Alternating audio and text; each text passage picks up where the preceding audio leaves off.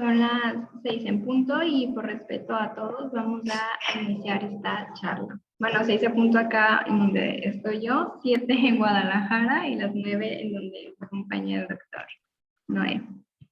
Bien, pues sean bienvenidos. La charla del día de hoy va a estar a cargo de mi compañera Irma Cecilia Rodríguez Quintanilla, residente de segundo año, y su servidora Arisbel Gutiérrez Carvajal, residente de primer año.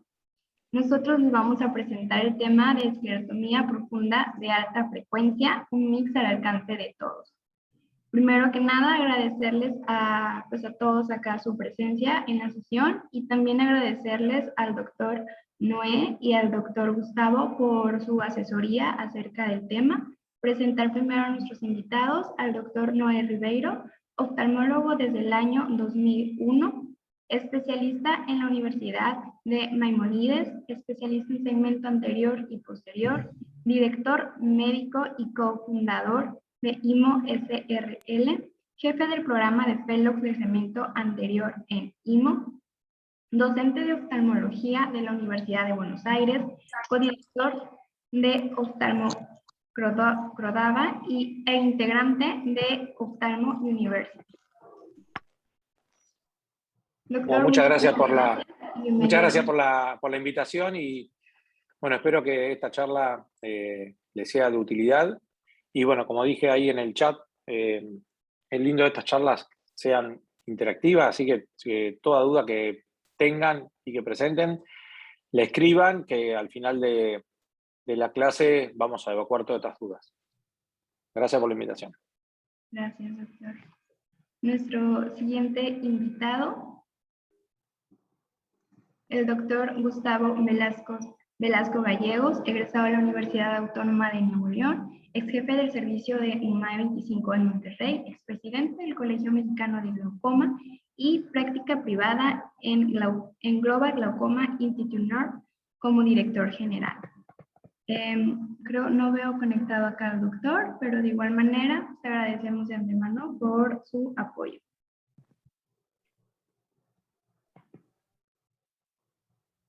Bien. Ok. Antes de hablar acerca de la esclerotomía profunda de alta frecuencia, vamos a recordar rápidamente un poco de anatomía acerca del ángulo iridocorneal, también conocido como ángulo camerular. Este pues está compuesto sobre todo por iris, esclerótica y córnea. Y dentro de él, o las estructuras que vamos a ver visibles en este ángulo, tenemos primero la línea de Schwalbe, que es condensación del tejido conectivo. Es una banda estrecha de alrededor de 1 milímetro de grosor y representa la terminación de la membrana de Descemet. Luego tenemos al trabéculo, que este lo vamos a dividir en dos porciones. Su porción no pigmentada, que está estrechamente, tiene una comunicación, o está su límite anterior con la línea de Schwalbe, y su parte no pigmentada, que ahorita vamos a entrar un poquito más a detalle en la anatomía del trabéculo. Y tenemos al espolón escleral, que es una línea pálida y delgada que se encuentra justo debajo del trabéculo y descansa sobre el canal de Schlemm. Posteriormente tenemos al cuerpo ciliar, que puede ser gris, café o moteado, y está justo debajo del espolón escleral. Es el encargado de producir el humor acuoso y pues nos ayuda también en cuanto a la acomodación del cristalino. Siguiente, por favor. Bien. En esta imagen vamos a explicar un poco más a detalle acerca de pues, la anatomía del trabéculo, ya que nuestra charla va dirigida pues, mucho a la cirugía directamente aquí, ¿sale? Primero, pues tenemos que el trabéculo es un tejido esponjoso donde su función es drenar básicamente el humor acuoso. Tiene como límites anteriores a la línea de Schwalbe, posterior al canal al espolón escleral y lateral al canal de Schlemm. La vamos a dividir en dos porciones. La porción interna, que está representado en la imagen, en la figura color gris y color verdecita, que vendría siendo la región interna lamelada, que esta pues a su vez se va a subdividir en dos, que vendría siendo pues la porción uveal, la cual está más interna y que está más en contacto a la cámara anterior y la podemos ver representada pues de color gris. Este trabéculo uveal está formado por laminillas de tejido conectivo. Van a estar recubiertas de células endoteliales y estructuras formando una red tridimensional. Estos tabiques se encargan de separar los espacios colectores del humor acuoso. Y pues bueno, los espacios intertrabeculares van a ser relativamente grandes, lo cual nos va a dar una baja resistencia en el flujo o en el paso del humor acuoso. Y junto a él va a estar la porción córneo-escleral, que sigue formando la parte interna del trabéculo, que ven en la imagen, la podemos ver representada de color verde.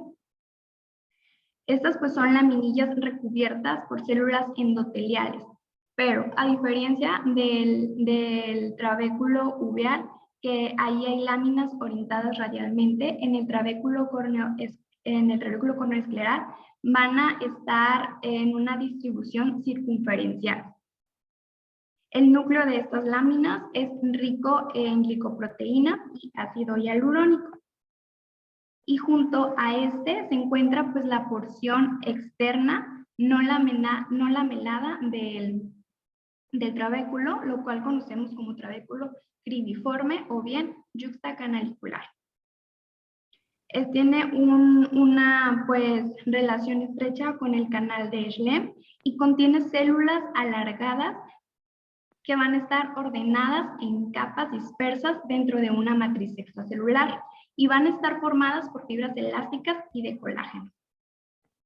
Esta morfología hace que la resistencia del humor acuoso sea aún mayor, debido a que va a haber los conductos van a ser un poco pequeños, de aproximadamente 1.5 milímetros.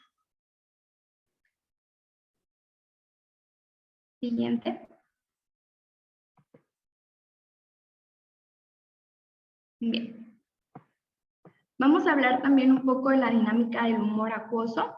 Primero, recordar que el humor acuoso es un líquido incoloro que va a estar compuesto por agua en su mayor porción, proteínas, enzimas y glucosa, sodio y potasio. La función principal del humor acuoso es darle nutrición a estructuras avasculares, como son la córnea y el cristalino. Es también darle una estructura al globo ocular y también posee una función de un índice de refracción de 1.336. Vamos a explicar rápidamente acerca de la barrera hematoacuosa para poder entender un poco más sobre la secreción y la difusión del humor acuoso. Básicamente, la barrera hematoacuosa sirve para restringir la entrada a las proteínas y otros materiales que vienen del plasma del humor acuoso. Está compuesta por uñas estrechas y se encuentra en el epitelio no pigmentado del cuerpo ciliar, la vasculatura del iris y el endotelio. En relación con el plasma, la barrera hematoacuosa pues tiene exceso de ascorbato, lo cual pues nos da propiedades antioxidantes que van a bloquear los rayos UV y está esencialmente libre de proteínas, lo cual nos permite una claridad óptica. Ahora bien, para hablar de la secreción del humor acuoso, pues tenemos que entender primero que este se va a llevar a cabo por las células profundas del epitelio no pigmentado en el cuerpo ciliar, en la pars plicata. Y tenemos que se puede dar una secreción por tres mecanismos. El primero es la secreción activa, que va a corresponder pues a la mayor, depende de la mayor tipo de secreciones, y pues esta es independiente de la presión, y pues aquí van a estar implicadas la activación de las enzimas de la anhidrasa carbónica. La segunda forma de secreción es la ultrafiltración. Este es movimiento dependiente de presión a lo largo de un gradiente. Y la tercera es la difusión simple. Esta más que nada implica movimientos pasivos de iones basados en carga y concentración a través de la membrana. Y el drenaje lo vamos a tener a través de dos vías. En la imagen que vemos en nuestra pantalla tenemos básicamente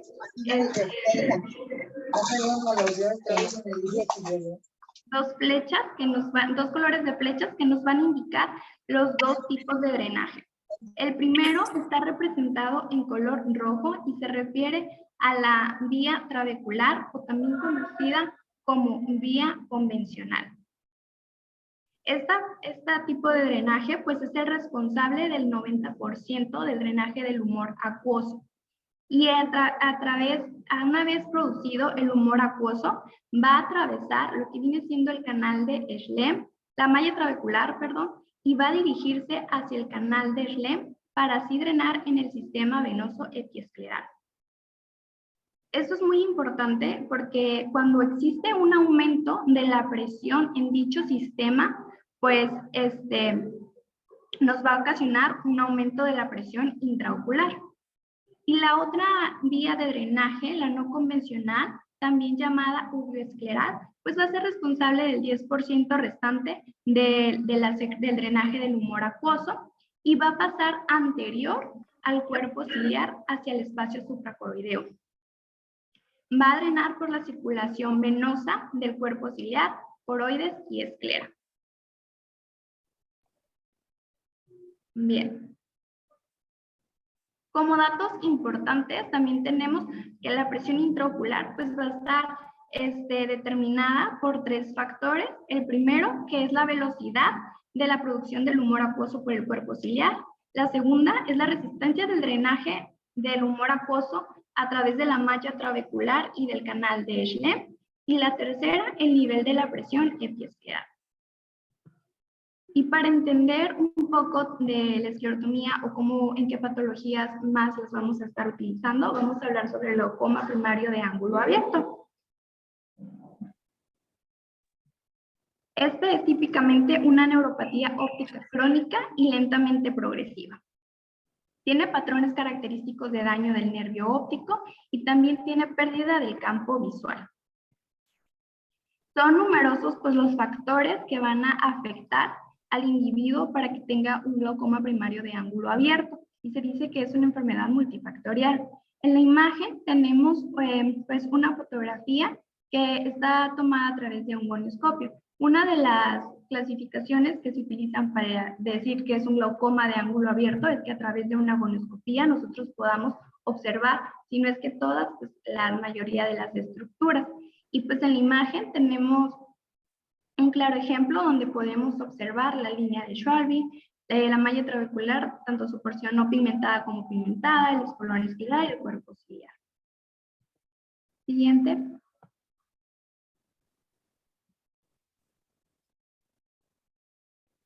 Bien, ¿qué factores de riesgo nos conducen a esta patología?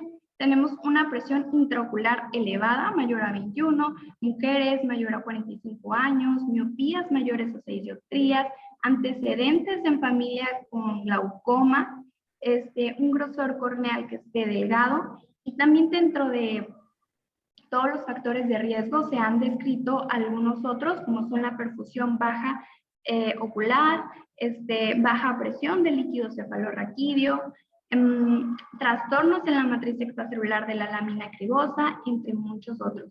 Desafortunadamente, aún no se sabe comprender la interacción de todos estos múltiples de factores que van a estar involucrados para el desarrollo del glaucoma primario de ángulo abierto. Siguiente, por favor. Falta una atrás. Bien, gracias. La terapia. Bien. Al momento de instaurar una terapia en un paciente con glaucoma primario de ángulo abierto, tenemos que tener objetivos. Y en este caso, pues el objetivo es preservar la función visual y reducir la presión intraocular. El régimen del tratamiento siempre se tiene que elegir para lograr este objetivo con el menor riesgo, la menor cantidad de efectos adversos y la menor interrupción en la vida del paciente. Siempre hay que individualizar el objetivo para cada ojo en el paciente, dependiendo siempre del nivel de presión intraocular y el daño que ya se ha ocurrido en este ojito. Siguiente, por favor. Son múltiples las terapias que existen. Si bien empezamos con la terapia farmacológica, en esta ocasión, en esta sesión, vamos a hablar un poco más sobre el tratamiento quirúrgico porque es a donde vamos enfocados. Y bien, decimos que la cirugía pues va a estar va a llevarse a cabo cuando ya exista un daño glaucomatoso progresivo que esté documentado o bien un riesgo de daño a pesar de que el paciente ya existe la terapia médica que esté máximamente tolerada. Otra de las razones que nos van a conducir o que nos van a llevar a realizar un tratamiento quirúrgico son situaciones en las que el tratamiento médico no sea apropiado, en la que el paciente no lo tolere o bien que tenga alguna dificultad para utilizarlo correctamente y pues nuestras presiones intraoculares se sigan manteniendo altas y siga habiendo un daño al nervio y a la célula. Siguiente. Son muchísimos los tratamientos quirúrgicos que existen. Dentro de los más conocidos tenemos la trabecoplastia con láser, que pues esta se ha utilizado mucho ya sea en conjunto con la terapia farmacológica o bien por sí sola, la ciclodestrucción, la iridotomía periférica con láser, iridoplastia periférica, trabeculectomía, que es una de las más utilizadas de las cirugías, y recientemente se ha involucrado un grupo que es los dispositivos de cirugía de mínima invasión. Y pues bueno, ¿qué son estos MIGS? Pues constituyen más que nada un grupo de intervenciones quirúrgicas que van a ser mínimamente invasivas para el glaucoma y que van a compartir 5 características importantes. La primera de ellas es que deben de tener un alto perfil de seguridad, que al momento de realizarse el riesgo sea mucho menor de complicaciones graves como lo son hipotonías, derrames coroideos o hemorragias coroideas. La segunda característica a compartir es la interrupción mínima de la anatomía normal, permitiendo mejorar los mecanismos fisiológicos de salida, evitando así alteraciones importantes en la anatomía ocular normal. La tercera característica es el abordaje AB interno. Este pues se realiza a través de una herida corneal transparente tradicional y va a hacerse bajo visualización directa del campo anatómico. La eficacia a nivel de la reducción de la presión intraocular en comparación a una cirugía filtrante normal es menor, pero aún así se busca que a través de una cirugía microinvasiva sea al menos la reducción en un 20%. Y la última característica pues es la facilidad del uso tanto para los pacientes como para el médico al momento de realizarla, permitiendo así una recuperación más rápida y en un tiempo pues más corto para el paciente comparado a una cirugía quirúrgica convencional. La siguiente. Y pues bueno, son nuevos los procedimientos de la cirugía de glaucoma que van a lograr lo que viene siendo la reducción eficaz y segura de la presión intraocular. En cuanto a los MIGS, pues puede utilizarse a través de implantes o dispositivos de drenaje o bien sin ellos. Hay 3 enfoques principales para la reducción de la presión intraocular. El primero, pues, es mejorar el flujo de salida a través de la malla trabecular y a través del canal de Schlemm. El segundo es aumentar el flujo de salida de las vías alternativas. Y el tercero es la disminución de la producción acuosa mediante la ablación del cuerpo ciliar.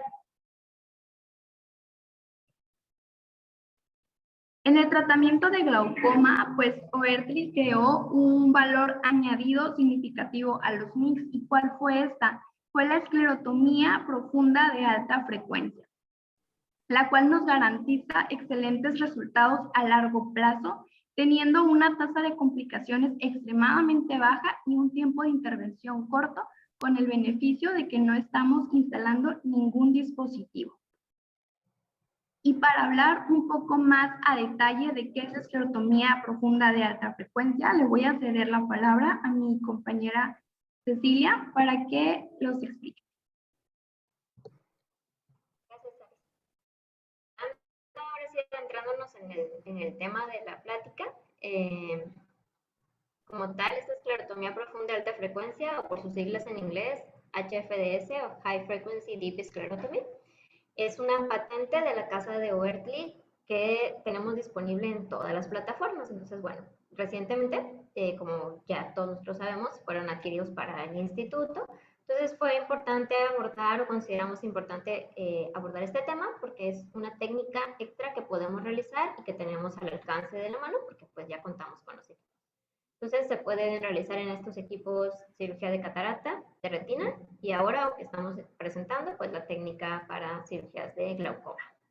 Entonces, haciendo un poquito más de zoom en estos equipos, pues es compatible con todas las plataformas, desde el Caterex que tenemos, o el Pharos también está, y el SO4. Entonces, es un aditamento, como podemos observar en esta imagen aquí, al lado de la diatermia, en el cual se utiliza una pieza, una punta patentada por ellos mismos, es el tip que vemos aquí abajo, para hacer una esclerotomía penetrante, pues, de alta frecuencia, AVE interno, un procedimiento, un mix AVE interno.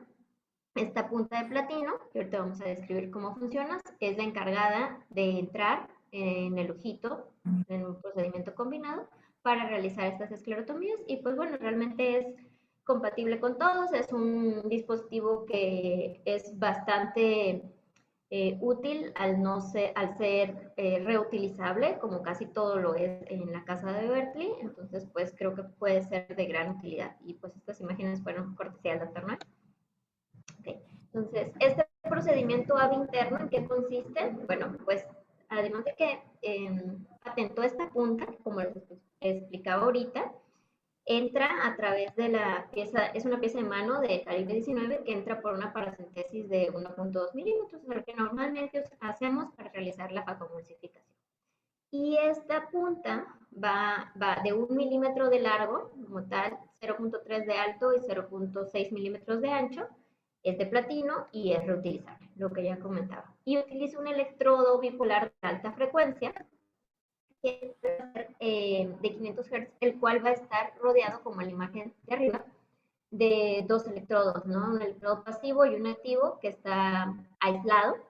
Y estos kilohertz van a ir, 500 van a entrar en contacto con el tejido y van a calentar a una temperatura de máximo 130 grados, pero al entrar al contacto con nuestro tejido, en este caso la malla trabecular, va a llegar desde 90 hasta 100 grados centígrados, modulándose y creando una doble fase, que sería una fase de vaporización de este tejido y un corte al mismo tiempo. Se hace como un corte de coagulación para evitar que esta quemadura se expanda o vaya más allá. Entonces, esta temperatura de 130 grados en forma de elipsoide rotacional hace un calentamiento del tejido local y disminuyendo así que este migre más o que sea más agresivo. ¿Okay? Entonces, aquí como podemos ver, pues entra esta pieza por la paracentesis y va a ir a dar a la malla trabecular, creando en esta técnica pues 6 tálamos, o así se le llama como el orificio que genera esta punta. Okay. Y bueno, como había estado mencionando Ari, tiene ciertas indicaciones. En este caso está indicado en glaucomas de ángulo abierto leve a moderado. Entonces se tiene que seleccionar a los pacientes que cumplan con estas características, que sean pseudofacos, o bien que se vaya a realizar un procedimiento combinado en el momento para que se cuente con la pseudofaquia antes de realizar como tal la esclerotomía. Y su finalidad es una reducción de la presión intraocular, creando una vía de salida directa. Entras desde la cámara anterior, pasas la malla trabecular, atraviesas el canal de Schlemm y terminas en la esclera. Como se puede observar en la imagen superior, aquí podemos ver como tal cómo entra la punta y cómo es capaz de penetrar todas estas estructuras hasta llegar a la esclera. Entonces, su función es mejorar la dinámica del humor acuoso al disminuir la resistencia de la malla trabecular en su porción yuxtaglobelicular, bueno, penetrando todas, que es la que genera mayor resistencia de todas las estructuras que se ven involucradas en la dinámica del humor acuoso. Y bueno, esta misma imagen que ya habíamos sido presentada por Ari, en la cual vemos por medio de una goniotomía cómo se muestran las estructuras, desde la línea de Schwalbe, la porción no pigmentada de la malla trabecular, la porción pigmentada, el espolón escleral y el cuerpo ciliar. Entonces, es importante que para realizar esta técnica sepamos identificar muy bien estas estructuras, que es la clave o básicamente es parte de la curva para poderla realizar.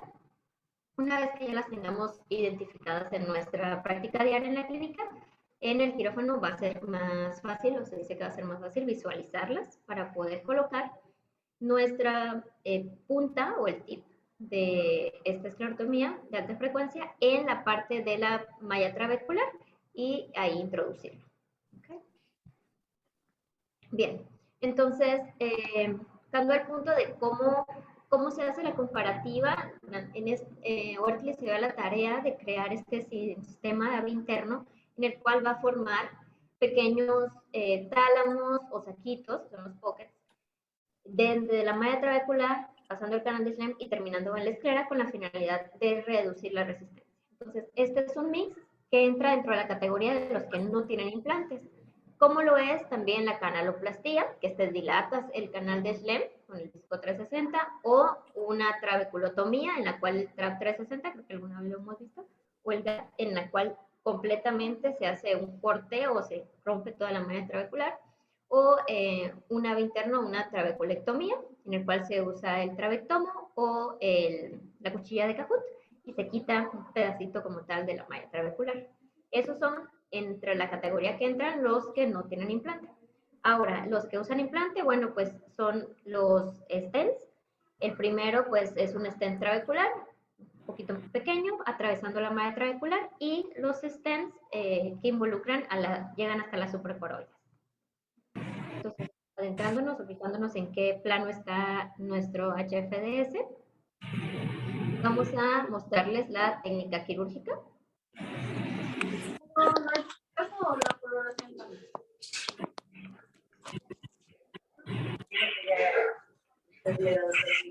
Por favor, Ana María, si podés cerrar tu micrófono, y Alba Rodríguez también.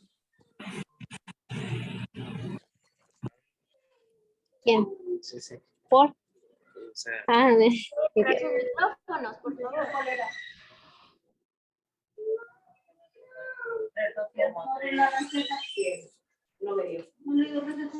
Por favor, Alba Rodríguez, ¿podría cerrar tu micrófono? Gracias.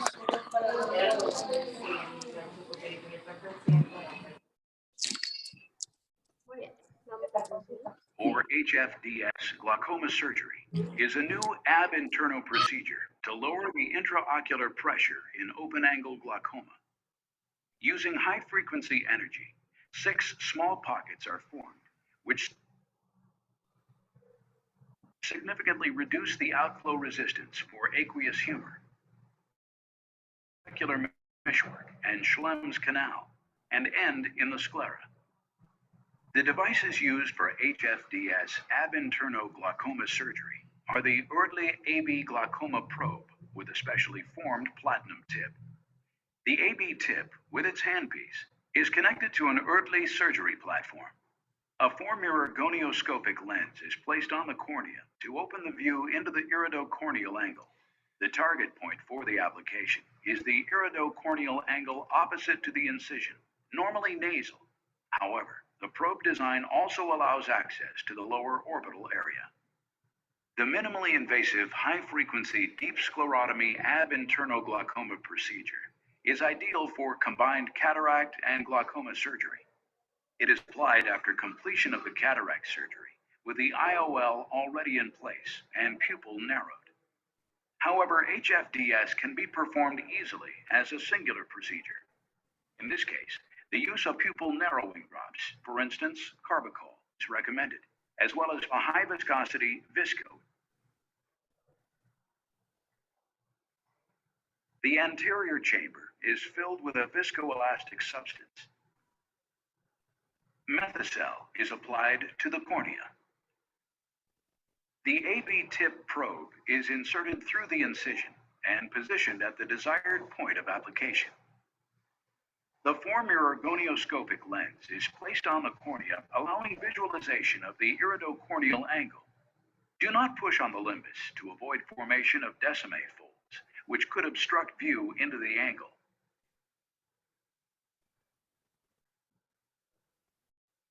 Place the tip at the level of the trabecular meshwork. Simultaneously press the pedal and push the tip of the probe forward. Do not perforate. After 3 bleeping sounds, release the pedal and retract the AB tip from the pocket. Repeat the procedure and place 5 more pockets for a total of 6 close to each other. As with many other surgical glaucoma procedures, HFDS ab interno glaucoma surgery may lead to IOP pressure peaks within the first days post-operation. This is an absolutely common phenomenon. Avoid application of pressure-lowering drops because it can slow down the healing process. The eye pressure will reduce itself to the mid-10s and will continue to drop for a period of 6 months.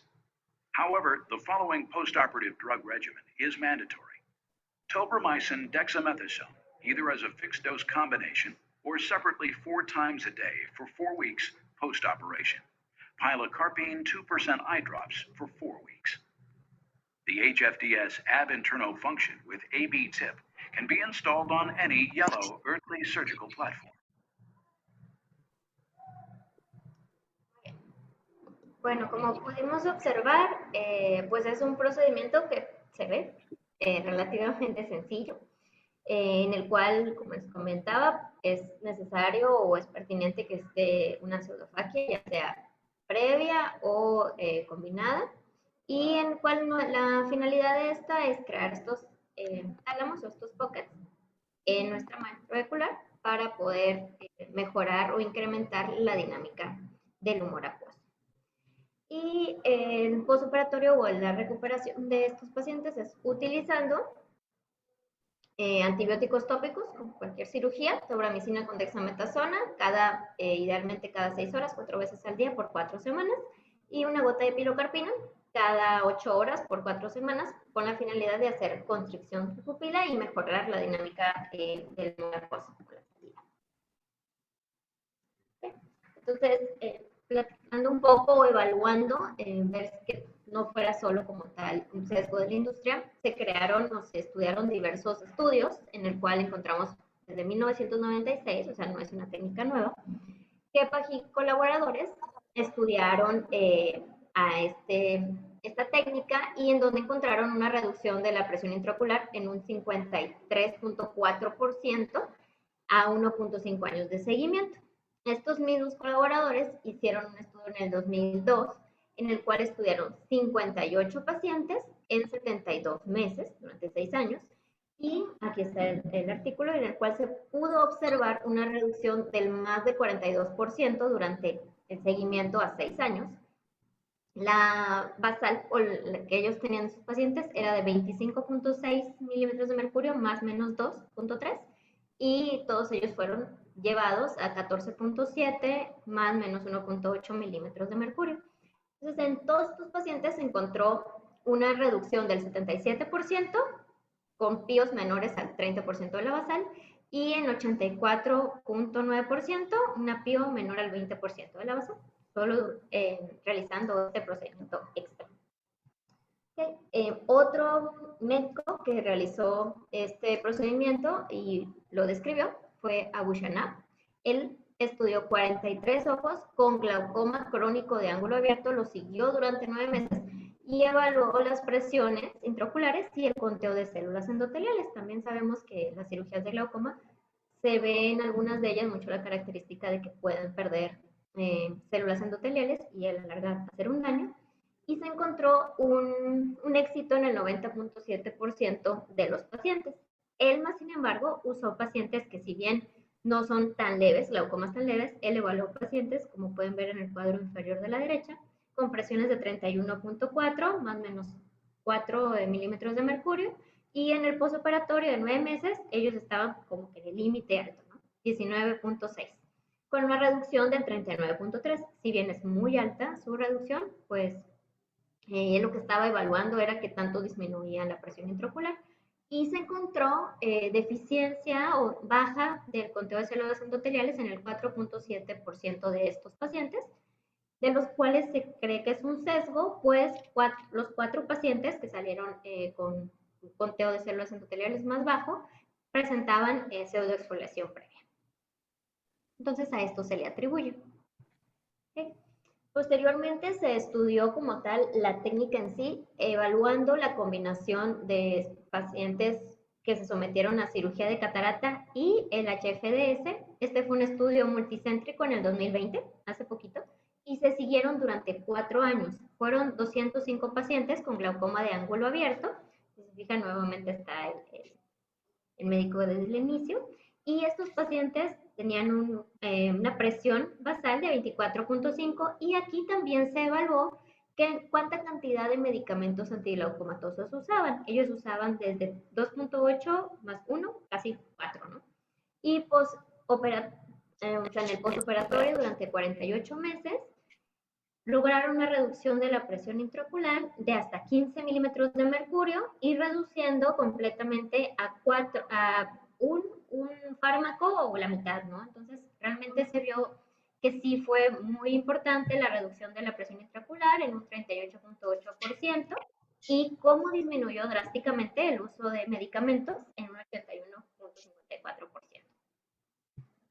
Entonces, aquí podemos ver las tablas en la de la superior de la izquierda, como la presión tuvo un pequeño pico postoperatorio a la semana 7, que es el periodo de inflamación, y posteriormente a esto se mantuvo muy por inferior a los 20 milímetros, que en este caso fueron 15 milímetros de mercurio durante los 4 años.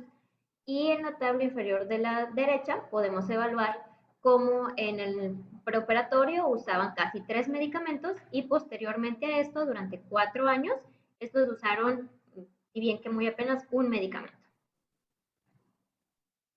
Otro de los estudios que quisimos agregar aquí es un médico evaluó como tal para ver si realmente había una relación entre el estudio de HFDS, la técnica, con la cirugía de catarata, o si bien la cirugía de catarata como tal era la que estaba creando pues este efecto de baja de presión. Y como bien sabemos, o como bien se ha venido estudiando, la cirugía de catarata sí disminuye la presión intraocular, pero no es algo que se mantenga, como está ejemplificado aquí en la gráfica de la derecha, y en la gráfica de la izquierda podemos ver que realmente solo durante los primeros días se redujo el número de medicamentos antiglaucomatosos, pero en la cirugía de catarata, pero posteriormente los pacientes volvieron a usar su misma cantidad de fármacos. Más sin embargo, en los pacientes que se realizó la técnica combinada, pues se mantuvieron muy inferiormente al número de medicamentos previos que usaban.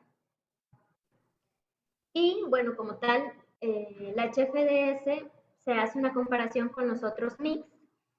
Entonces, en esta tabla se evalúa con artículos qué tan efectivo es la reducción de la presión intraocular y de los medicamentos, en la cual se encuentra que combinando esta técnica con la cirugía de catarata encontramos una reducción del 40.3%, con una reducción de los medicamentos en el artículo que les presenté de 84.5% a un seguimiento de 12 meses. Hay 2 estudios en la literatura que no son pagados por la industria, en los cuales se evaluó el Einstein en 2 ocasiones, y en las 2 de ellas, en una encontraron que esta técnica bajó un 14.3% y una reducción de los medicamentos en un 65%, y en la segunda técnica, en un segundo artículo, perdón, se encontró una reducción del 23.2 en la PIO y en los medicamentos de un 71.5. Si bien por ahí todavía se muestra superior el HFDS. Y como tal, el Kahoot y el AFACO, desde un 12.6 a un 26.2% la reducción de la presión, y la reducción de los medicamentos va desde un 27 hasta un 50%. Y como tal, la última, la cantoplastía ave interna y la cirugía de catarata, se encuentra una reducción de la presión intraocular del 30.3% y en la de los medicamentos del 15.2%, todos a seguimiento a 12 meses. Entonces, realmente hace que nos resuene que es una técnica que vale la pena empezar a implementar en nuestros pacientes, al tenerla a la disposición, tan a la mano y tan excelentes resultados, los cuales vale la pena comprobar. Okay. Y aquí les vamos a presentar un video de un doctor que es parte de los speakers de aquí, en el cual muestran la esclerotomía.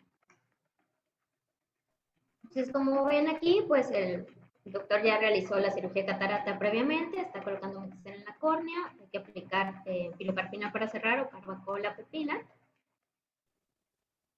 y está colocando un gonioscopio ahí quirúrgico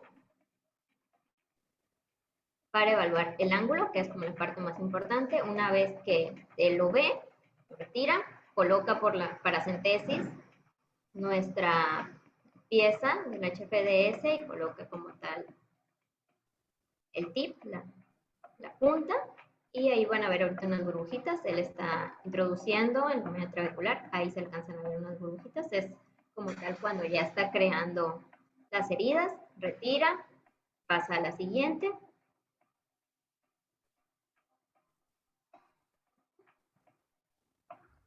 Bien, ahí hizo 2. Hacer unas fases, probablemente aquí ya lleva como unas 3, 4. Aquí hay otra. Se alcanzaron a ver las burbujitas que se crean cuando ya están permeables. Y bueno, esta ya la evaluación. Entonces posteriormente retira, elimina el viscoelástico, bastante que haya quedado, que previamente se pone.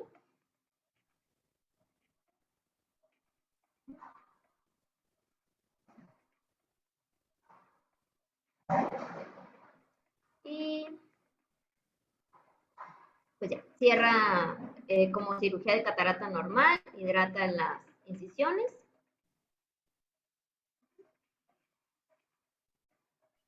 Y eso es, o sea, realmente no conlleva más de un par de minutos extras a la cirugía de catarata.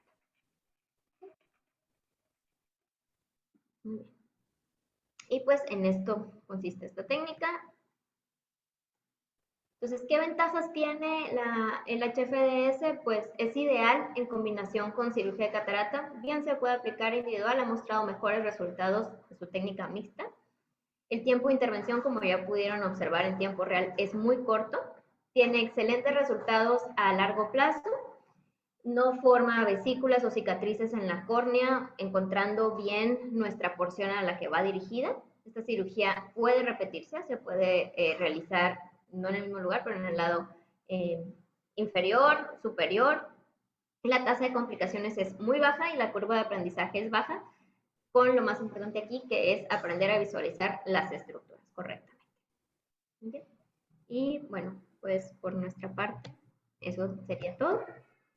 Vamos a dar lugar a preguntas o al doctor Noé con su... Bueno, felicitaciones Cecilia y Arisbel, porque la verdad que me han hecho el trabajo mucho más fácil, ¿no? Han explicado perfectamente de qué se trata el glaucoma, qué tipo de glaucoma podemos tratar con esta tecnología, y hicieron mucho hincapié en el ángulo camerular, que es muy importante definir y saber bien lo que estamos viendo cuando miramos con la lente gonioscópica, porque saber las estructuras del ángulo es fundamental para cualquier tipo de intervención ave interno, la de Oerkli o cualquier otro tipo de dispositivo que vamos a trabajar sobre el ángulo camerular. Había una pregunta del doctor Álvarez Arana, y que pregunta de los estudios clínicos presentados, si estos estudios realizados de esclerotomía de alta frecuencia versus los otros, si es solo una tabla de estudios descriptivos como medida de disminución de la PIO.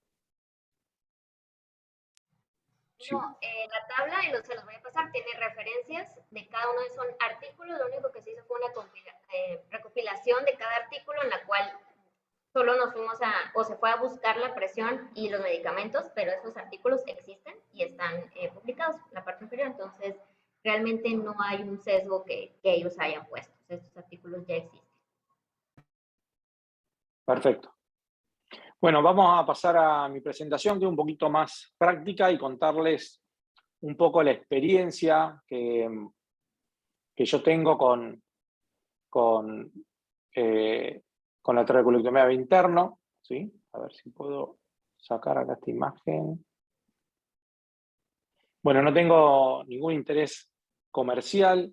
Mi experiencia son en pacientes más de 6 años de seguimiento, ¿sí? No tengo interés comercial en esta presentación. El único interés que tengo es que la verdad que me encanta esta tecnología, ¿sí? Los diferentes procedimientos AB interno que tenemos, ¿sí? La High Frequency Deep Esclerotomía de Oertli entraría en el drenaje trabecular, ¿sí?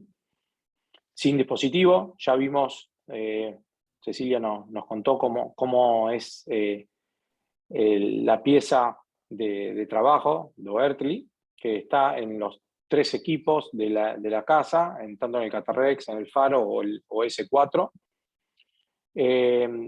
Antes venía con el equipo, el dispositivo ahora hay que pedirlo aparte, no tiene un costo muy alto, y la verdad que la pieza de mano es reutilizable. Yo hace más de 7 años que la tengo y la sigo usando. La puntita es muy delicada, hay que tratarla con mucha delicadeza, y uno la puede usar realmente durante largo periodo de tiempo. Eso hace que esta cirugía sea muy económica y que sea alcanzable para todo tipo de pacientes. La técnica quirúrgica es fundamental para esta técnica y para cualquier otro tipo de trabeculectomía interna, ¿sí? Se utiliza un gonio lente, hay que colocar el microscopio a 60 grados para poder visualizar mejor el ángulo. Yo trabajo en hora 12 del paciente, no trabajo temporal por una disposición de que opero ojos derechos, ojos izquierdos y un alto volumen, y cambiar de temporal en cada tipo de ojo me complicaría todo el esquema de trabajo. Y si tengo que hacer una incisión temporal, voy con la mano derecha en el ojo derecho, y si tengo que hacer una incisión temporal izquierda, voy con la mano izquierda. La técnica quirúrgica es muy sencilla, se realiza la cirugía de cataratas. Una vez que terminamos la cirugía de cataratas, procedemos a realizar este procedimiento. Acá les voy a mostrar un video, ahí está hecha la cirugía de catarata, están las incisiones de 2.4 milímetros, se ve ahí en hora 12, ya está hidratada. Lo que realizo es una anestesia subconjuntival, porque opero a todos los pacientes con tópica, pero si no hago una anestesia subconjuntival, este procedimiento molesta un poco al paciente. Con anestesia subconjuntival es suficiente. Si uno hace anestesia subtenoniana o una paravulvar, no haría falta reforzar esa anestesia. Colocamos, tratamos de achicar un poquito la pupila, colocando pilocarpina. Muchas veces se consigue achicar bastante la pupila y otras veces no. Luego vamos a ampliar el ángulo camerular donde vamos a trabajar. Lo ideal es colocar hialuronato al 3%, ¿sí? Que es un viscoelástico pesado y nos crea mucho espacio. Y vamos a entrar por una de las paracentesis. El tip del ABI-tip es de 1.2 milímetros. Si utilizamos paracentesis de 1 milímetro, tenemos que ampliarla levemente, que igualmente va a ser autosellante. Me gusta utilizar un goniótomo, tengo varios. Este es el que más me gusta, que es uno de Volk, que ahora creo que lo tiene Alcon. Me gusta este goniótomo porque tiene como un anillo de sujeción, entonces uno puede mover el ojo y la lente queda flotando. Eso permite que no se pliegue la córnea y tengamos una buena visualización. Fundamental para esta técnica y para toda técnica de interno es la visualización del ángulo camerular. Si no vemos el ángulo camerular, suspendamos la cirugía, esperemos que se vaya el edema, la inflamación que pueda tener el paciente, lo que sea, y la realizamos en un segundo periodo. Fíjense, me posiciono sobre el ángulo, ya dije, colocamos bicarbonato al 3%, y apretamos el pedal durante 3 segundos. Se hacen las 6 esclerotomías, o talamotomías, ¿sí? Sobre el trabeculado pigmentado. Lo que va a generar esto es una conexión entre la cámara anterior directa al canal de Schlemm. Por eso hace bajar la presión intraocular. Lo que uno piensa es si esta cirugía va a reemplazar una indicación de trabeculectomía. No, esta cirugía es una cirugía de interno, ¿sí? Que es un mix, ¿sí? Tiene la misma indicación que cualquier otro mix. ¿En qué paciente vamos a utilizar esta técnica quirúrgica? En todo paciente que o está regulado con 2 o 3 medicamentos, y ya que lo vamos a operar de catarata, le vamos a hacer este procedimiento para que no use más gotas o reduzca la cantidad de gotas, ¿sí? Yo busco en target pacientes que tengan menos de 25 de presión, que no tengan un nervio óptico de 0,9 y un campo visual tubular. Ahí yo buscaría presiones de 12 y le haría una trabeculectomía tradicional, ¿sí? Esta técnica la utilizo en pacientes que están regulados de la presión. Quiero sacarle gotas para que tenga una mejor compliance. Sabemos que es fundamental la compliance en los pacientes con glaucoma y que muchas veces abandonan el tratamiento y se nos terminan quedando ciegos por abandonar el tratamiento. Entonces, esta técnica nos da esa ventaja de que el paciente pueda regular la presión sin necesidad de gotas o menos cantidad. La técnica realmente es muy sencilla. Uno tarda 5 minutos más o 7 minutos más por paciente.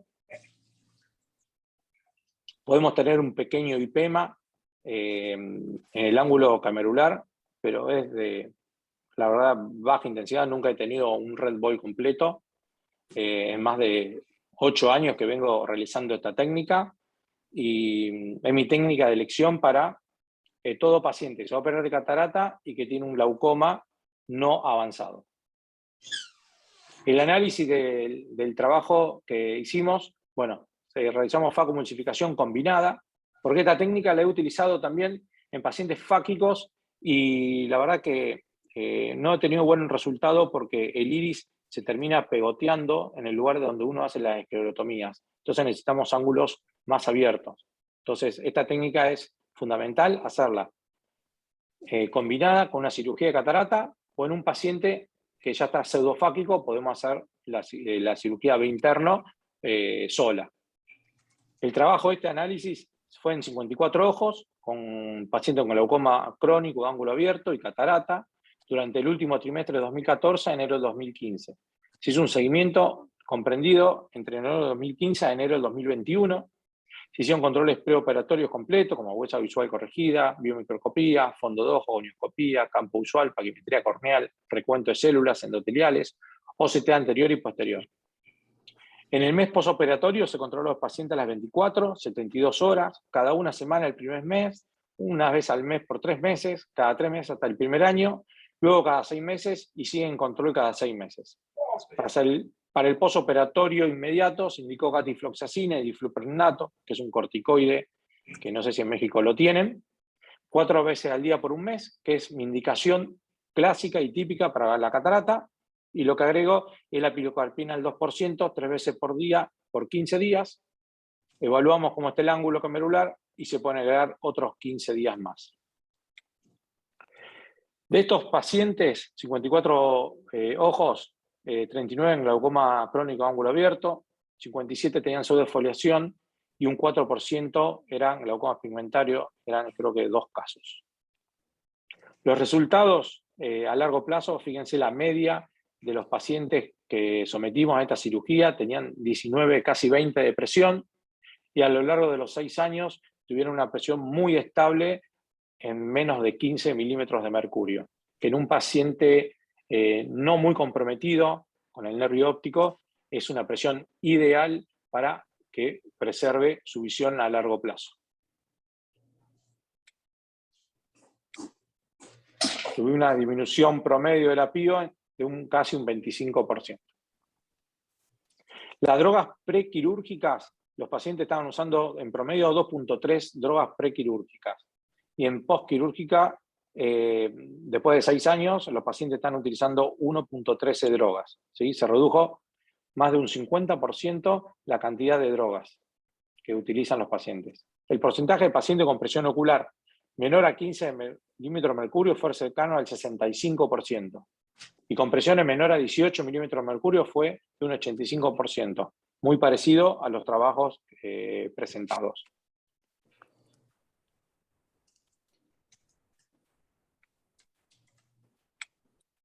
Las complicaciones, la verdad que fueron muy bajas, no hubo casi complicaciones en la técnica quirúrgica. Tuvimos IPEMA leve en el 9% de los casos, que ninguno hizo falta meterlo dentro del quirófano nuevamente para aspirar el IPEMA, porque se fue resolviendo con el tiempo. Y tuvimos hipertensiones postquirúrgicas, también en un 9%, más relacionado en los pacientes que tuvieron ese IPEMA leve. No solamente esta técnica actúa sobre la vía trabecular, ¿sí? Conectándolo con el canal Techlem. También hay un trabajo muy interesante que se hizo en Brasil, no me acuerdo en qué año, y también evidencia que esta técnica ayuda al drenaje uveoescleral.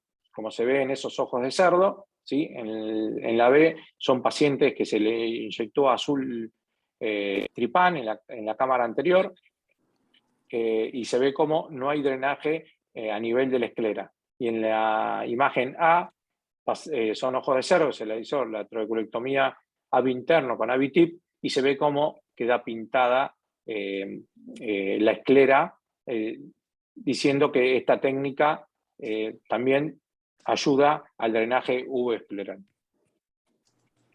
Como conclusión, esta técnica crea un acceso directo de la cámara anterior al canal de Schlemm, lo que resulta en una drástica reducción de la resistencia al flujo de salida de la red trabecular. Este método ofrece una disminución efectiva y sostenida de la presión y a una tasa de complicaciones muy baja. O sea, ¿por qué me gusta esta tecnología? Porque es simple, efectiva, seguro, de bajo riesgo y también un costo-beneficio muy bajo. Tan importante en estos tiempos. ¿Y dónde colocaría este trabajo que hizo el doctor Marcos Geria, analizando todas las técnicas de cirugía y evaluando el riesgo y la disminución de la presión intraocular a la high frequency esclerotomía? La acomodaría acá en el medio, muy parecido como están las otras técnicas de mix, ¿sí? Que ayudan a disminuir la PIO medianamente a un muy bajo riesgo. Bueno, muchas gracias por la atención, y siempre a México lo considero mi segunda casa, y ahí tengo a Francisco, un fellow que aprendió esta técnica cuando estuvo rotando por el instituto. Él es de ahí de México, no sé si estará conectado, pero bueno, le mando mis saludos.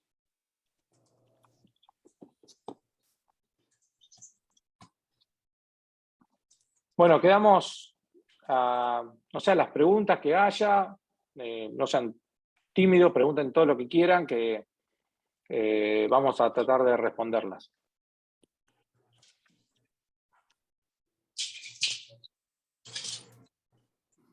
Todo lo que están conectados tienen equipo Berkeley, lo están utilizando.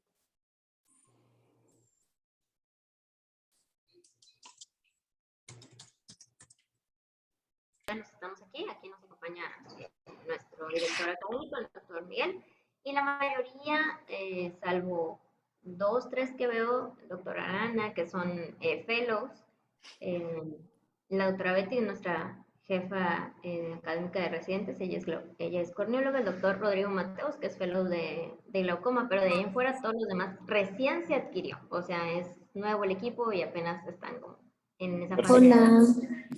Hola. Yo tengo una duda. Sí, doctora. ¿Escuchan? Es una duda, doctor. ¿Ha probado como la misma técnica, pero con láser excimer? No, lo que se utiliza con láser excimer es la trabeculectomía no perforante, ¿sí? Que entonces uno destecha el techo del canal de Schlemm, pero eso es una técnica ab externo, ¿sí? Es por afuera. Ok, No, entonces, ajá, esta es menos agresiva, la recomienda más, entonces. esta sí, es una técnica, la verdad que muy, muy fácil y reproducible de usar. Yo le recomendaría, veo muchos R1, ¿sí? Veo R1, R1, R1, R1, R2. Sí, que si quieren comenzar con cualquiera de estas técnicas quirúrgicas, empiecen a hacer gonioscopía, ¿sí? En el consultorio. Tienen un paciente, tengan el lente de 3 espejos ahí y empiecen a hacer gonioscopía, que al principio les parece difícil, que no encuentran las estructuras, pero empiezan a hacer gonioscopía, que es fundamental para hacer cualquier técnica quirúrgica ab interno, ¿sí? Primero es eso, hacer gonioscopía, hacer gonioscopía. Luego, hacer gonioscopía dinámica en el quirófano, ¿sí? Que no es igual que en la lámpara hendidura. Y una vez que uno se empieza a familiarizar, a reconocer las estructuras, ahí uno ya puede empezar a realizar cualquiera de las técnicas mix que hay en el mercado. Si obviamente uno tiene el equipo Oertli, no necesita ninguna otra técnica porque va a hacer esta y le va a ir muy, muy bien. Porque es una técnica, como le dije, fácil, reproducible si uno sabe hacer una buena gonioscopía, es muy rápidamente de rápido aprendizaje. Mira, acá está el doctor, lo veo al doctor Fontana, Iván, que es fellow mío, se conectó. Doctor Fontana, ¿está escuchando? ¿O está la fotito ahí? Él está haciendo el fellow de catarata conmigo y bueno, ya ha visto esta técnica y si se conecta, bueno, les puede decir cómo la ve desde afuera y lo sencilla que realmente es.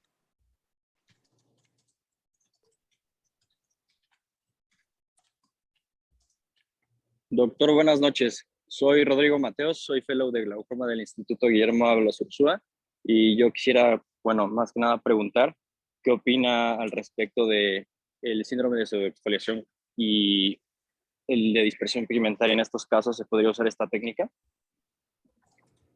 Sí, fíjate que en el trabajo que hicimos, más del 50% eran pacientes con pseudoexfoliación y 4% eran glaucomas pigmentarios.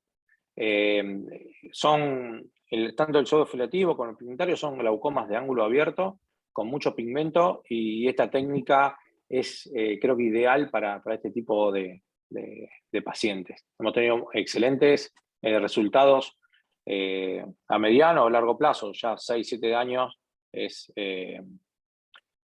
ya un plazo adecuado para saber que realmente funciona a largo plazo.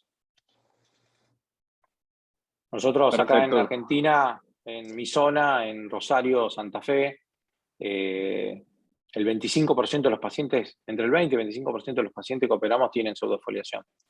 Así que tenemos mucho glaucoma y la verdad que esta técnica nos ha venido muy bien para poder tratar más sencillamente a estos pacientes y reducirle la cantidad de gotas, porque tenemos dos problemas con las gotas. Acá en Argentina son muy caras y también el paciente las deja usar, ¿sí? Como dije, la compliance es el primer factor de que no cumplan el tratamiento y siga empeorando el glaucoma. Entonces, si podemos hacerle una técnica fácil, reproducible, sencilla, que a largo plazo tenga efecto, está muy bueno. Y a bajo costo, ¿no? Andrés Chagas, bueno, felicitándolo por su presentación, que la curva pues nos comenta que es baja, que Yo lo cuántos felicito al doctor Andrés Chagas por los posts que tiene. Síganlo en Instagram, al doctor Chagas, que hace unos spots de oftalmología espectaculares. Creo que es de Uruguay, el doctor. Bueno, pregunta que ¿cuántos procedimientos requieren en quirófano como para cubrir la curva? Mira, la curva es con la gonioscopía, en el consultorio y en el quirófano, ¿sí? Después, con menos de 5 procedimientos, uno hace la curva. El tema es, si no tenés bien clara la gonioscopía, la curva se te va a hacer... O sea, lo difícil acá es visualizar el ángulo. Si uno visualiza el ángulo, la técnica quirúrgica con 5 casos lo haces. O sea, lo que más te va a llevar tiempo es evaluar el ángulo camerular, ¿sí? Entonces, por eso, que aprovechen los R1 y R2, hagan mucha gonioscopía en consultorio. Después, cuando empiecen con sus primeros casos de cirugía de catarata, pongan el lente gonioscópico, inclinen el microscopio, practiquen eso, que eso es lo que más tiempo te va a llevar. Pero la técnica quirúrgica es muy, muy rápido si uno domina la gonioscopía. Una pregunta, doctor. En caso de pacientes que estén utilizando 3 o hasta 4 medicamentos hipotensores, si llega a ser el caso, ¿en qué momento habría que realizarse el cambio antes de... ¿Se haría algún cambio en la medicación de hipotensores previo a la cirugía y posterior a la cirugía? ¿En qué momento se haría la reducción de los medicamentos? Interesante pregunta. Es así, si el paciente está con 4 medicamentos o 3 medicamentos, pero está regulada la presión, uno no le va a indicar una trabeculectomía, ¿sí? Entonces podemos indicarle, cuando le operemos la catarata, este procedimiento AB interno. Pero si el paciente está con 4 medicaciones, ¿sí? 4 gotas, y tiene 30 de presión y un nervio óptico de 0,7, ese paciente es indicación de trabeculectomía. No le vamos a hacer este procedimiento y vamos a hacer una trabeculectomía, ¿sí? O una válvula. Pero tenemos que buscar un procedimiento más agresivo. Recuerden que esto nos va a bajar alrededor de 30% la presión intraocular. Entonces es muy importante a qué PIO queremos llegar con el paciente, ¿sí? ¿Qué PIO target? ¿Sí? Tenemos que buscar la PIO target y ahí evaluar. Todo procedimiento de interno más de un 30% no te va a rendir, ¿sí? O sea, el Habitudo Earthly, el D-Stent, el CyPass, lo que sea, ¿sí? Entonces, tenemos que primero enfocarnos qué PIO queremos que tenga el paciente y a partir de ahí definir el tratamiento. Muchas gracias.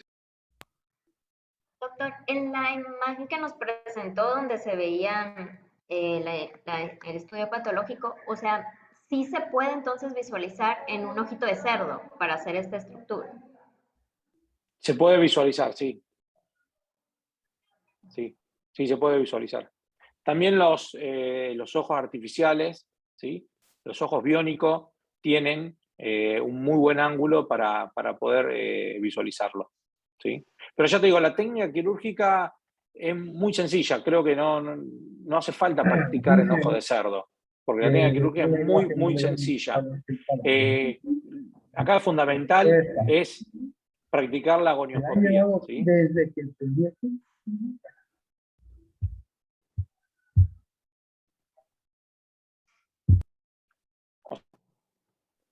Creo que practicando la gonioscopía, como les dije antes, es la clave para hacer esta técnica muy sencillamente.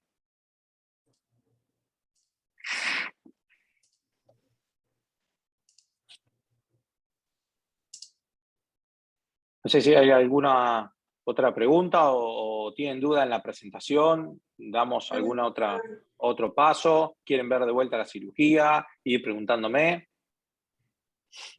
Aprovechen que estoy acá para responderles.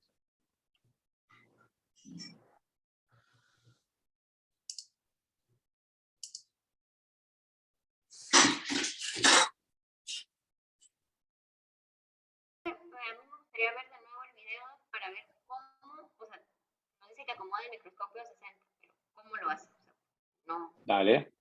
no me detuve muy bien viendo eso.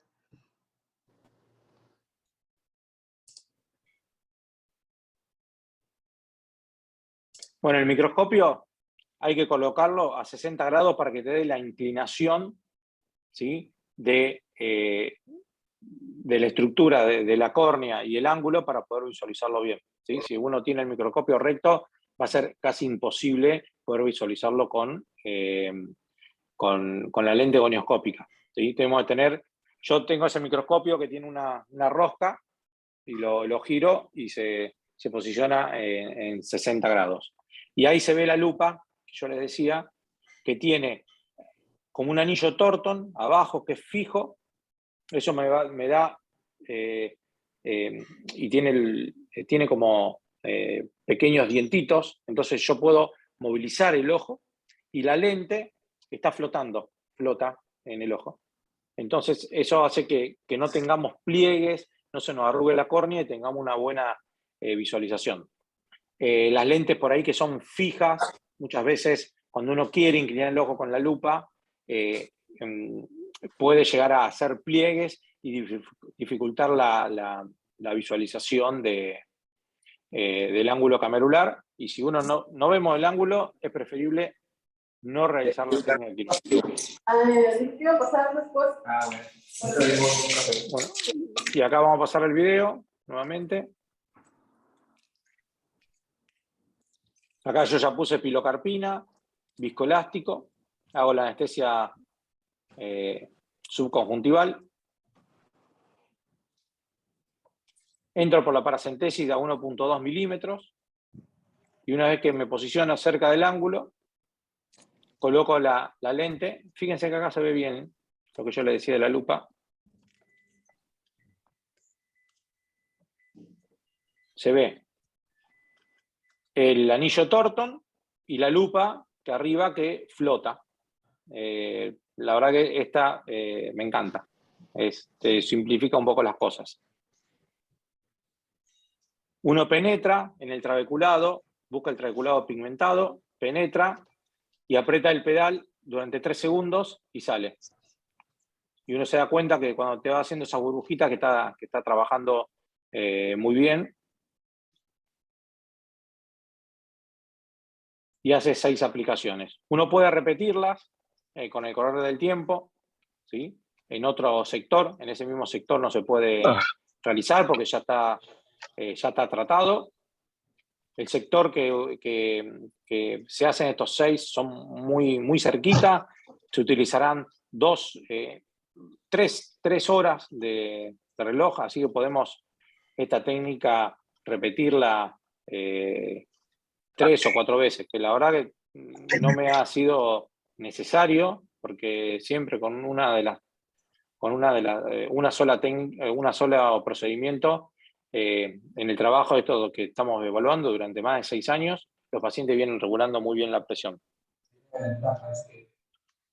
Otro secreto es utilizar pilocarpina para evitar que el ángulo se pegotee, porque uno genera inflamación ahí y un proceso de cicatrización. Hay que utilizar pilocarpina en el postquirúrgico durante 15 días, un mes, para evitar que se pegotee el ángulo, o sea, el iris sobre las talamotomías que realizamos con este equipo. Hay algunos que dejan pequeñas barritas.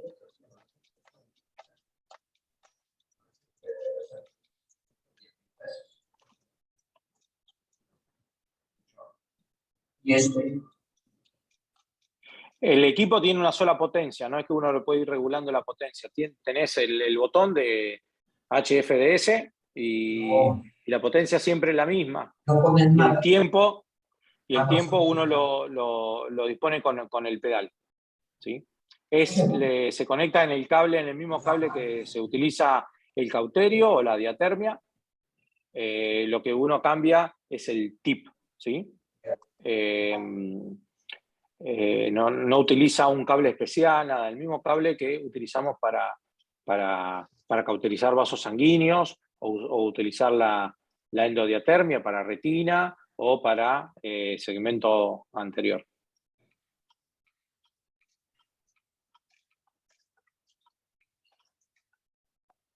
La punta dice que no se le ha desgastado en 7 años. O sea, no se le acaba como tal. No, porque es el tip es de tungsteno, creo, de platino, así que no se gasta, ¿sí? Según la casa Oertli, está diseñado para 100 procedimientos. Yo tengo más de 1000 y lo sigo usando. Cuando vemos a alguien con lentes O sea, hay que o sea, tener mucho cuidado con es que el con la mucho y el parte poco final de la relación. punta, porque se puede llegar a doblar, ¿sí? Hay que tener mucho cuidado porque esa puntita es muy delicada, ¿no?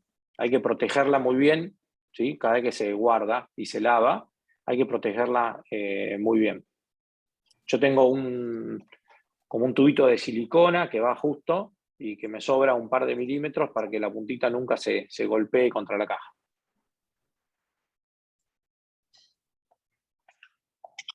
Doctor, Y bueno, y es un procedimiento, la verdad que a mí me ayuda mucho porque se lo hago a todo paciente que necesita esta cirugía, ¿no? Y como no me insume gastos, un poco más de viscoelástico nada más, y me insume 5 minutos de tiempo, la verdad que si el paciente te lo puede pagar o no, si lo necesita, yo se lo hago porque creo que es el único procedimiento AB interno de muy bajo costo. El GAT también, ¿sí? El GAT, que también está muy en boga ahora, también es un procedimiento muy bajo costo, que uno usa un Prolene 5 ceros. Pero todos los otros procedimientos que necesitan tubos o material descartable, realmente se hacen muy costosos para los pacientes. Sí, doctor Carlos, creo que usted me quería hacer una pregunta. Disculpe. Sí, buenas noches, doctor. Primero que nada, pues para felicitar la ponencia muy bonita. Y una duda, ¿al cuánto tiempo posoperatorio se empiezan a ver resultados en la disminución de la presión intraocular? Calcularle más o menos al mes. Podés tener, por reacción inflamatoria, en el primer mes podés tener algunos picos de presión, hay que controlar muy bien a los pacientes, ¿sí? Yo recomiendo controlarlo a las 24, 72 horas. Si vemos que a las 72 horas podemos tener un pico de presión, le doy acetazolamida vía oral, ¿sí? Y le hago una gonioscopía para ver que si tiene un IPEMA, ir controlándolo. Nunca tuve un IPEMA mayor a un cuarto de cámara y todos se fueron limpiando con el tiempo. Tenemos que, cuando hacemos la gonioscopía en el consultorio, previamente, para saber si el paciente tiene indicación de esta cirugía, porque si tenemos goniodigenesia no le vamos a hacer esta técnica quirúrgica, tratar de anotar dónde vemos los vasos sanguíneos, ¿sí? Para tratar de evitar toparnos con estos vasos sanguíneos durante la cirugía.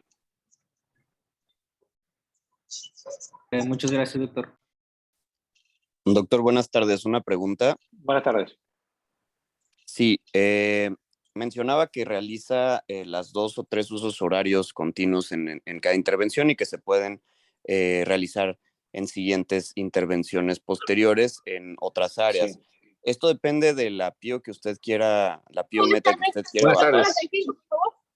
Durante la cirugía pueden utilizarse más usos horarios en otros segmentos, en otros cuadrantes, de ser un paciente con una PIO más elevada. Mira, yo siempre utilicé hasta 6 procedimientos. En algunos pacientes he utilizado 4 porque la verdad que no tenían tanta presión y digo, bueno, vamos a ver con 4 cómo funciona y también ha funcionado bien. Yo creo que tiene que ver con la suerte de que justo enganchar con las talamotomías, ¿sí? Dejar abierto uno de los 6, no sé, dejar 3 o 4 lugares donde vaya a drenar directo al canal de Schlemm o que conectemos con algún colector, ¿sí?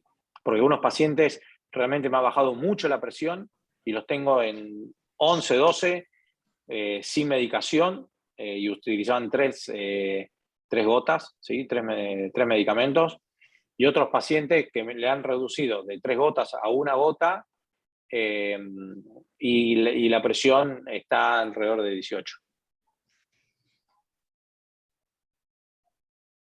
De acuerdo, muchas gracias.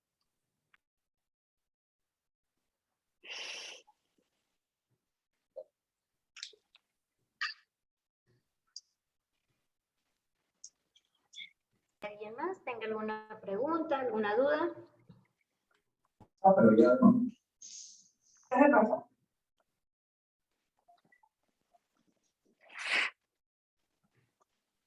Podemos hacer, Cecilia, si vos querés, de esta tecnología, como te dije, soy apasionado y lo mejor de Berkeley es el facomulsificador.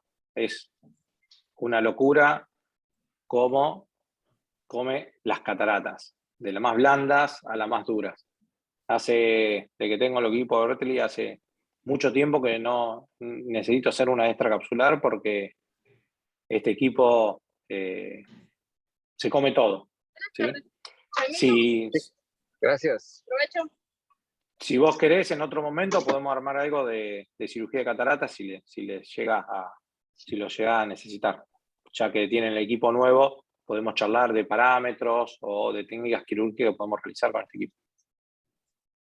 Claro que sí, doctor. Me parece muy bien. Vamos a terminar la plática efectuar. Porque es muy diferente, o sea, lo que yo he visto, porque no me tocó operar tanto con ella, que operan los fellows o los R3, es muy diferente los parámetros que utilizan cuando han utilizado los que normalmente utilizan en el Stellaris, pues, ay, pum, se viene todo, ¿no? Entonces, sí ha costado como que esa curvita, lo que me ha dado la impresión a mí de ver. Obviamente ellos tienen más experiencia que nosotros, pero uno viendo desde donde están instrumentando, pues nos percatamos de eso. Sí, esta tecnología de Berkeley lo que tiene, o sea, no tiene muchos sensores de presión, todo, o sea, trabaja con la física, ¿sí? Con la fluídica. Y el secreto está en el tip del faco, ¿sí? Tiene una boca muy grande que atrapa los pedazos y no te lo suelta, y el lumen de aspiración es muy finito.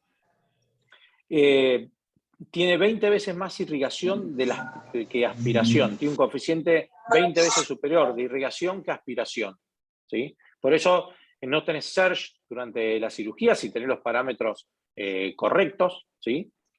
Y es muy difícil que, aunque sea el lumen muy chiquitito, que se tape la punta del faco, aún en cataratas muy duras, porque el tip del faco hace ultrasonido en 3 sectores y va achicando hasta pulverizando la catarata. Si uno ve en la botella colectora, o en la bolsa colectora del faco, fíjense, después que hagan una sesión quirúrgica, fíjense que la catarata que sacaron es todo un polvillo, no hay restos de cristalino, ¿sí? ¿Por qué? Porque el faco pulveriza la catarata. Entonces, no tenés riesgo que se te tape la punta. Tampoco nunca vi que me haya quemado una córnea. He hecho más de 1000 cirugías de faco hechas con este equipo y nunca me ha quemado una córnea.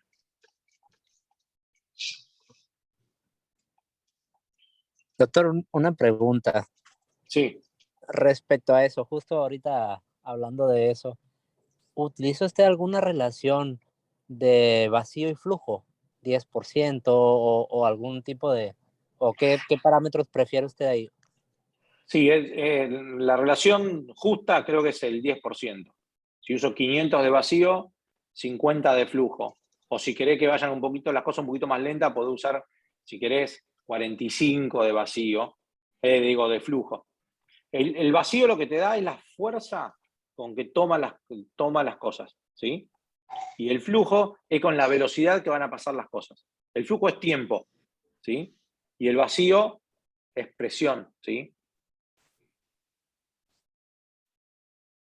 Si uno baja el flujo, las cosas van a ir más lentamente. Pero si lo baja demasiado, la aspiración es tan grande que no alcanza a llegar el líquido y va a tener surge. Entonces, la relación tiene que rondar ahí más cerca del 10%. Y vos después lo podés ir acomodando un poquito. Muchas gracias, doctor. Yo utilizo 550 de vacío y 50 de flujo. por darte un ejemplo. Con tip de 2.4. Con tip más grande podés bajar un poco los parámetros. Yo utilizo 450 de vacío y 45 de flujo. No sé ustedes qué utilizan ahí, están utilizando, si 2.8, 2.4.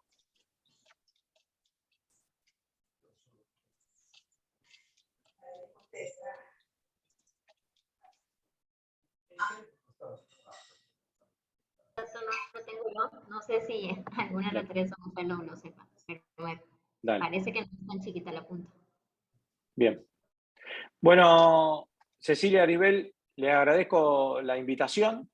Quedamos en contacto. Si quieren, después podemos realizar otra charla orientada a facomuchificación y si nos encontramos nuevamente y ya empezaron a probar la facotrocolectomía interno, me cuentan con un poquito más de experiencia qué les ha parecido, si han tenido problemas o no, qué les ha sido dificultoso. Ustedes me van diciendo. Les dejo mis saludos y gracias por la invitación. A usted, muchas gracias por su ponencia y por su tiempo. Gracias, doctor. Muchas felicidades, doctor. Muy buena charla. Felicidades, Ceci y Aris, doctor. Felicidades, Ceci, y todos, y Aris. Muchas felicidades. Muchas felicidades, Ceci y Aris. Ya haremos la técnica en quirófano. Estoy haciendo por eso. Gracias, muchachos.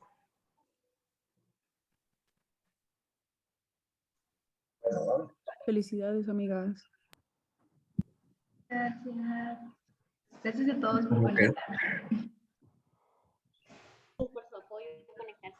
Muchas felicidades, niñas. Muy bonita sesión. Muy interesante.